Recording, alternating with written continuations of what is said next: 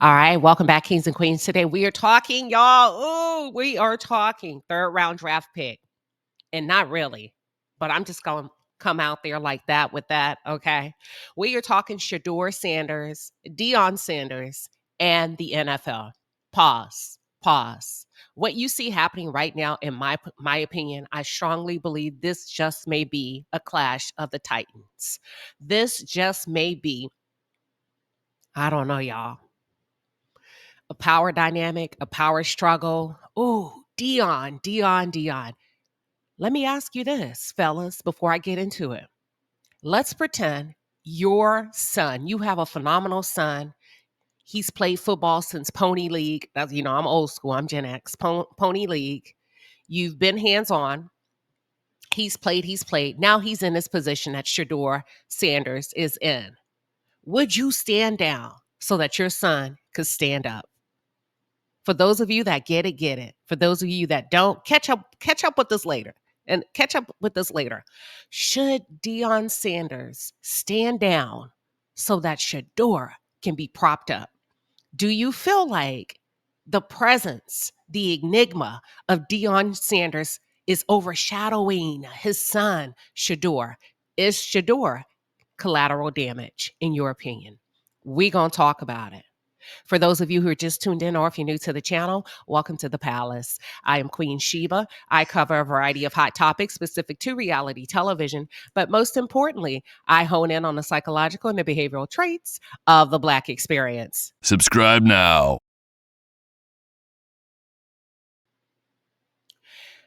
For those of you that don't know what's happening in real time, I think I want to give a different perspective on this. I'm not emotionally involved in this. There's complexities to this, but it don't have to be so complicated. This is a lot of ego. This is a lot of guarding. This is risk assessment going on. It's also business decisions being made. And if you understand anything about business, a wise man once shared with me, completely changed my thought and my ideology about business. And I stopped taking things so personal. He said there is a meeting before the meeting and there's a meeting after the meeting. Let me say it again. There's a meeting before the meeting and there's a meeting after the meeting. If you don't find yourself in either of those meetings, then you're not in the inner circle. You're not in the clique. You are not as important as you think you are. I'm sorry to say it, Deion. Oh, I hate to say it. Shador may not be as important as you think he is. There are meetings happening. And what I strongly believe that they are weighing the risk of it all. Is he worth the risk? And I think that's the $1,000,000 question. And I think, Deion, if you are smart, and if you are as sharp and clever as you say you are, and if you can read the room, I need you to say less. Now is not the time to give feedback. Now is not the time to have the hoopla, the cameras. This is what they want to avoid, y'all. When we think about the NFL and the coach, let's talk about it. I'm not saying they're right. I'm not saying they're wrong. I just want to give you a different perspective. If you are the head coach of a team that could possibly pick up Shador Sanders, could it be that they're having a hard time separating the football player from the celebrity of it all? Could it be they're sitting at the table and they're hosting conversations? It's not Shador. It's everything that comes with Shador. Is he a phenomenal player? Yes, he is. Is that all we need? I don't know. There's a meeting before the meeting and there's a meeting after the meeting. Am I willing to wrestle, to go back and forth, to have this power struggle perceived, right? Because it's a perceived, what I'm thinking right now is a perceived barrier. It's not real, but it's perceived. They are perceiving the risk of drafting this young man. And the risk, let's just talk about the elephant in the room. It's Deion Sanders, right, wrong, or indifferent. Right, wrong, or indifferent. It's Deion Sanders. It's all of the extra that comes with it. Sometimes you have coaches that just want you to get out there and play ball. They don't want the cameras. They don't want the necklaces. They don't want the gold around your neck. They don't want the posse. They don't want none of that. They don't want your brothers on the field.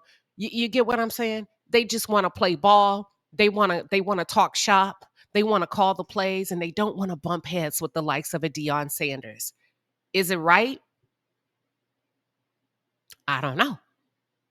I think this is what's happening is Deion effed around and found out. For once, this is probably a dynamic that you cannot control. If you are smart, you sit back, you say less, and you allow the play to run itself.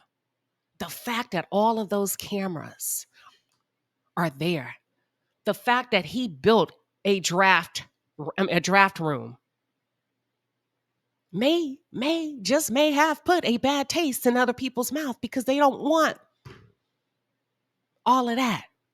It takes away. Does it not take away? Let me ask you, can we be fair? Does it not take away from the team dynamics? The fact that he didn't go into the room. Hold on. Give me 1 second. Could it be? I'm just saying, y'all, there's fundamental basics when it comes to being a good leader. We are talking about a quarterback. We are talking about a leadership role where your team is going to defer to you on the field. You're going to call the shots on the field. You're going to call the play. Your job is to read the field, to assess your go-tos. I'm just saying, has Deion taken away Shador's ability to be able to get out there and shine by himself? I can see it being a risk, not because I don't like him as a younger player, like if I'm thinking along the lines of business and NFL, but here's how you start to weigh, right? The full development of him as a quarterback. Everybody's looking at performance, but it goes deeper than that. There's a lot of things. There's so much other things that we have to consider. Number one, I need someone who's a team player as a quarterback. Maybe next time he should go to the combine. Okay, team player. Strike one. He didn't go to the combine. Strike two. I'm just saying, I'm calling out a couple of things that may have been missteps. Maybe next time you should go to the draft green room. Be a team player. Be a team player. Involve yourself with the team because this is a relationship. They are assessing the dynamics of potential on the field, off the field. Does your team and will your team trust you enough to be able to defer to you on that field? And if you are not attempting to connect now, what happens then? Is it worth the risk to take the chance to find out? No, we're talking millions of dollars. Absolutely not.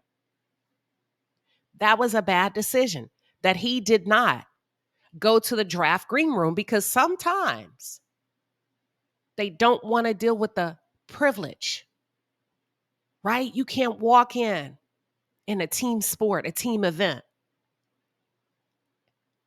and behave as an individual. Not as a quarterback, you can't. Not as a quarterback, you can't. And now listen, I don't want to weaponize or criticize what Deion has been able to do for his children, but at some point, when do you step back and you say, we're going to put all this up? As a father, yeah, we're rich. They're rich. They worked hard for it, but we're not going to lead with that. We're going to sit down somewhere. You're going to attend everything that you needed to attend and should attend, just like I did as your father. You're not going to separate yourself from the team. You're going to show yourself to be approved as a team player. You're going to go to the combine. Number one, we're not building a custom draft room for a one-time thing. I'm just saying, is there anything that Shador and his father could have done better? We're going to talk about it. I want to hear your thoughts. Let's get into some of the, I feel like this is everything. Everything, the hoopla, the backlash in social media, the politics around it is everything that most teams want to avoid. Nobody wants to be under pressure to call a play, to make a decision that they don't feel good with, including a head coach. So they're watching. They've been watching for years. Deion and Shador spent 2 seasons, right? They spent 2 seasons together under a big spotlight at Colorado. That is a package deal. That is a package deal. Not everybody wants to take on Deion, unfortunately. I'm going to just say what most people are not saying, but I'm trying to say it in the most beautiful and sophisticated way. That's the first thing. My second question, let me ask you all a question. Have you ever had the opportunity to date or have your options of dating a few good women, right? And maybe one stood out far above the rest, but there was just some things when you're thinking about everything that you want in a woman, you didn't pick her because there were some must-haves that you needed on a different level outside of her aesthetics. Was she gorgeous? Probably. Was she bad to the bone, body just popping and dropping? Probably. Probably, yes, maybe, right? But at the end of the day, when it comes to, will she make my house a home? Will I feel warm and fuzzy on the inside on a bad day with her? Could I trust her? Is it about her? Is it about me? Or is it about us? And maybe whatever you came up with after assessing that situation, you chose something else that was a better fit. Not the obvious fit, but a better fit. I believe this is what's happening. This is what's happening. Let's go in. Y'all, there's been a lot of celebrity reactions to this. Like NFL players. We're talking Michael Irvin. We're talking Stephen A. Smith. What's his name? Skip Bayless, Chad Ochocinco, Shannon Sharp. I just want to, Cameron, I want to play their reactions in real time. And I want you to share in the chat your reaction. Can you be open-minded today? Can we just talk? Remember, attack the subject, not the person, okay? I mean, you were sold on Daniel Jones, but you ain't sold on Shador Sanders. That's just why you in the problems you in right now. You saw him and said, oh yeah, I'm going to give him 40, but I'm not going to take him because he can't win for me. That's the craziness that I'm seeing here. That's the ignorance that is getting. And I call these smart dummies. You're outsmarting yourself. You're not going anywhere without the quarterback. And you don't have your future quarterback on the roster. I'm going to focus on that right here. And I'm going to take that young man right there because I've seen him play in big spots. I've seen him do big things in big games, and I want that on my team. Shame on all the whole staff, organization, on both of them, on both parts, Giants and the Browns. You put resources towards the quarterback position. Now go find your young quarterback. You don't have them in the room. So yeah, I call that smart dummy. Wow. That's Michael Irvin, and that's his take on the Giants and the Browns. He's upset. He says, you gonna tell me that you were sold on Daniel Jones, but you're not sold on Shador Sanders? Make it make sense. But that's the dynamics that I'm asking you. That was the $1 million question I asked y'all. You got a choice, right? You have 2 or 3 ladies you're dating, and the baddest one, the coldest one in the room, but you didn't take her because that one deal breaker, maybe 2, 3. Yes, she looks good. She's that. But no, let me go with this one. Because although that may have been the obvious pick, could it be there's some other components that just are not there? And could it be that this is the hoopla? This is what the Giants and the Browns don't want to deal with every Sunday or Monday night. They want to sit back. They want to relax. And sometimes, I'm going to tell y'all this. I'm going to tell you this. This applies to corporate America as well. Sometimes it's not the best in the room. It's the more likable. People do business with you if you don't notice. Listen to me. Adjust your attitude. Adjust your heart posture. A lot of times people do business with you because they like you, not because you're the best. There's always somebody bigger, faster, better, cuter, richer. You don't catapult to the top because you're the best. You don't catapult to the top. You don't evolve to the top in most business dynamics because you're the smartest. Because you got a lot of smart people. You got a lot of good people. Excellent. That can't get along with others. Let's go to the next tape. The next take. What are your thoughts on Michael Irvin and what he shared and his disappointment? And then let's go to right here. They screwed this up. And they only have themselves to blame here. And I'm not talking about 20 years of Deion being outspoken. That's not what Let me start this all over. Maggie thinks that Deion Sanders has hurt Shador Sanders' draft stock by saying that he will pick his son's destination. Perloff believes it's bigger than that. I'm gonna ride with Perloff. I think it's it's not as complicated as we're making it, but there's some hidden dynamics and some blind spots that we may not be aware of. Let me start it all over. Deion did play a huge part. He may have said too much too soon. They screwed this up.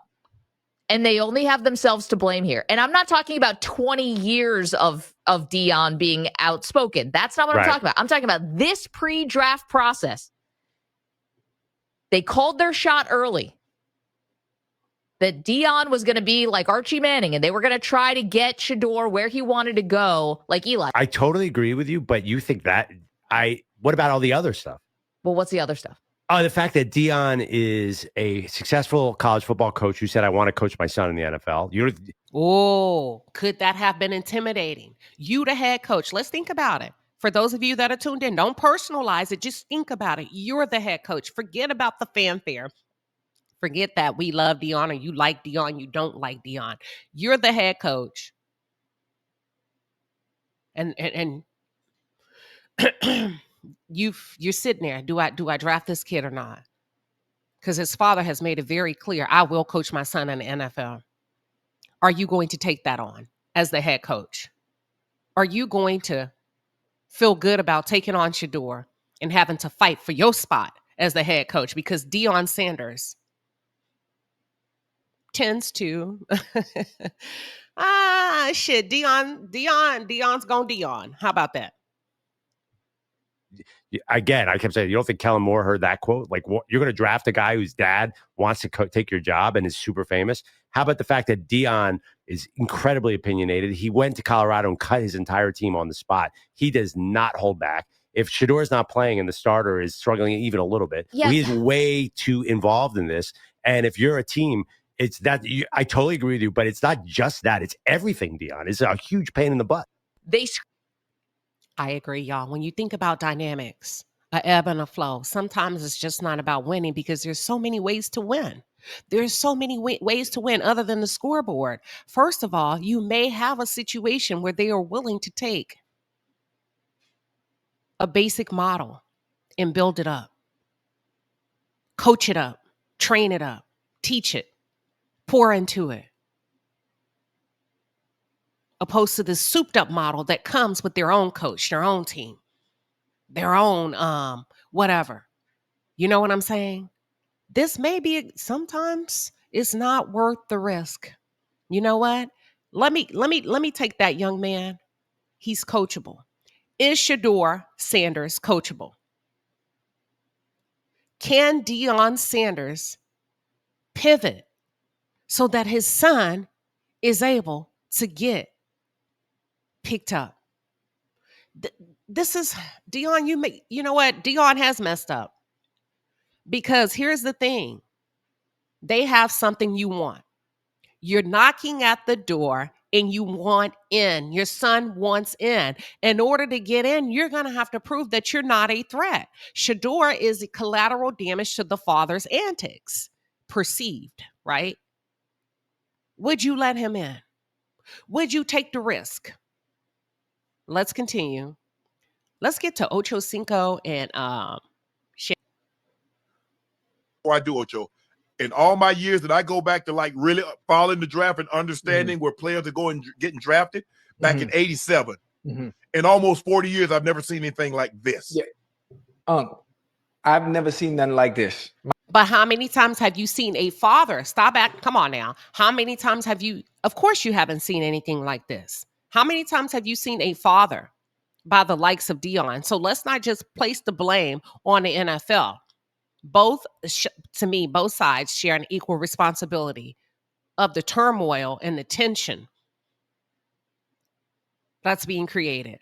Deion is extremely hands-on. He said what his expectations are. He said that his son will not play for particular teams. Is he sunning his grown-ass son?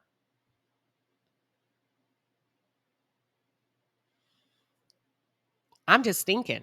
I wish it was just upfront, clear, concise, clean, but it's not.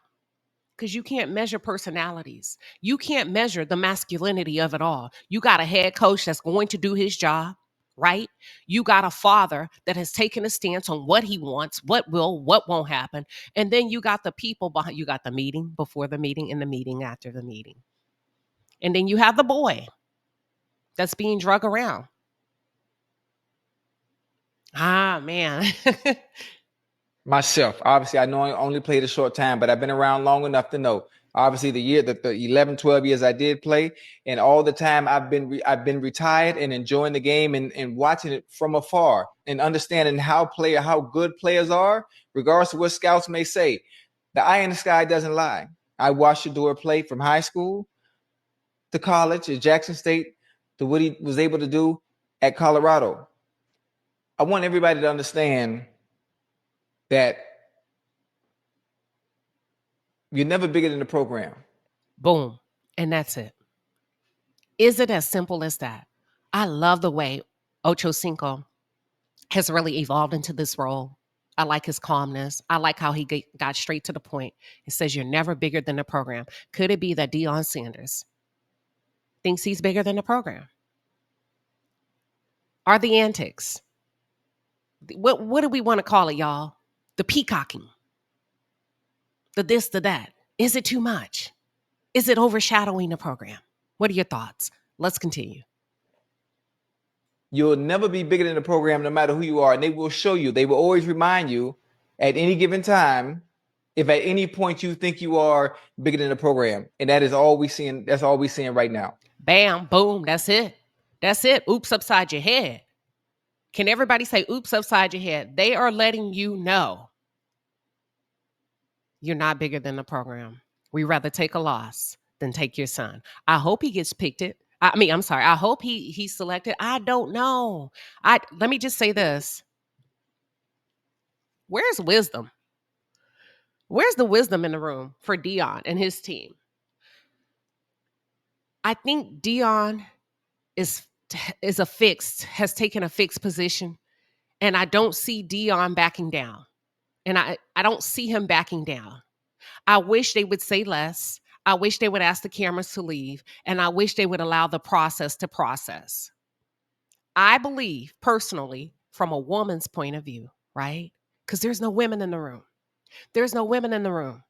Why is that important?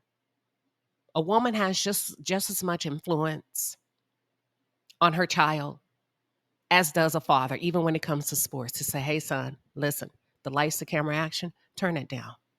You want to show yourself that you are just as equally viable on a personal level as you are athletically. Sometimes it's not always about physical. Sometimes they're looking at other things that they're not saying. I understand that.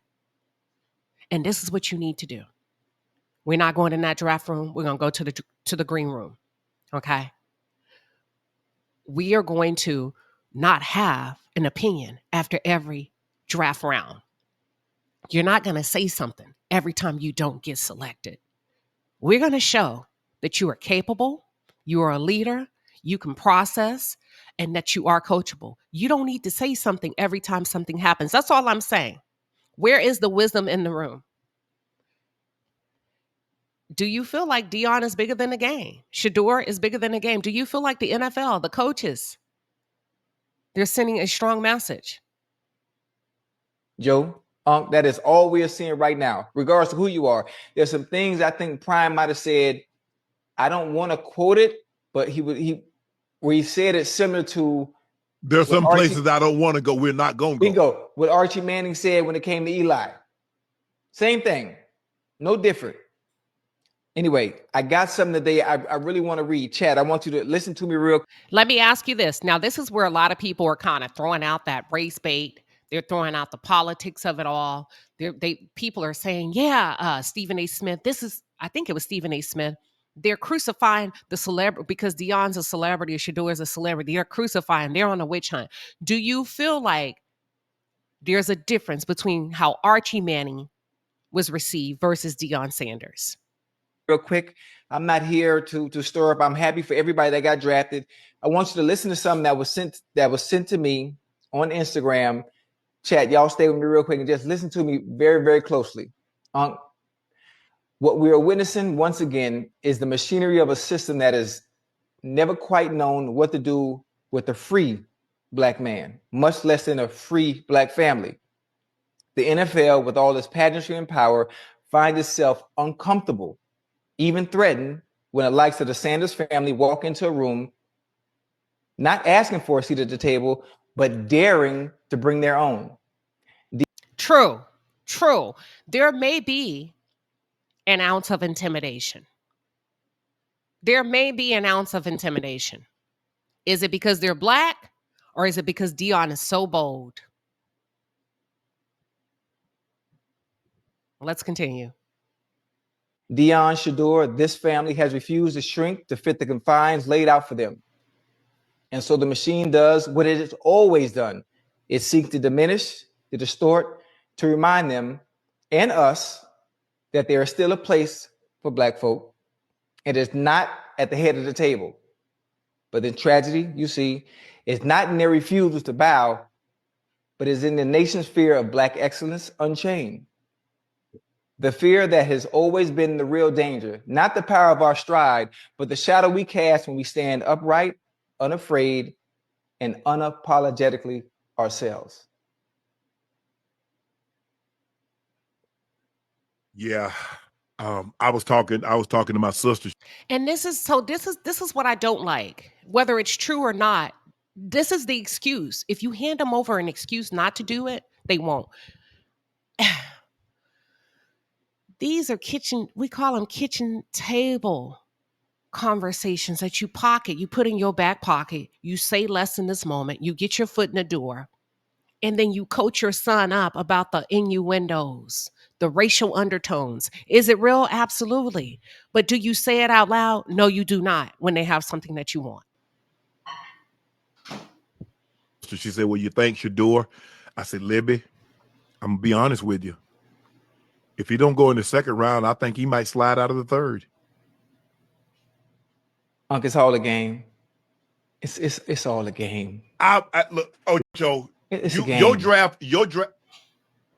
Your draft story, my brother's draft story was a lot different than mine. My brother didn't have to wait long. First round, 7th pick, boom, he gone.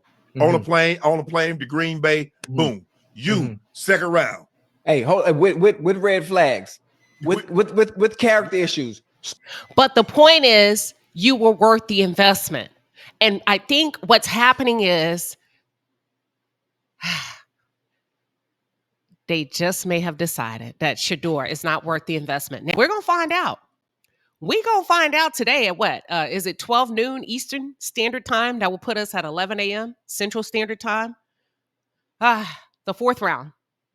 The fourth round starts today. But let's finish this up real quick. Hold on. Give me 1 second. School to school, bounce from over and over. Why'd he go here? Why'd he go here?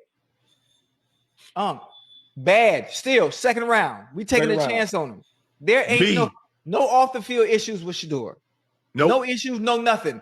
Oh, he's arrogant. Oh, he's good. Cocky. Great. I have a question. What was Johnny Manziel? Cocky. Oh, give you one better. Baker Mayfield. What was Baker Mayfield? Okay, now. Hell, Michael Irvin.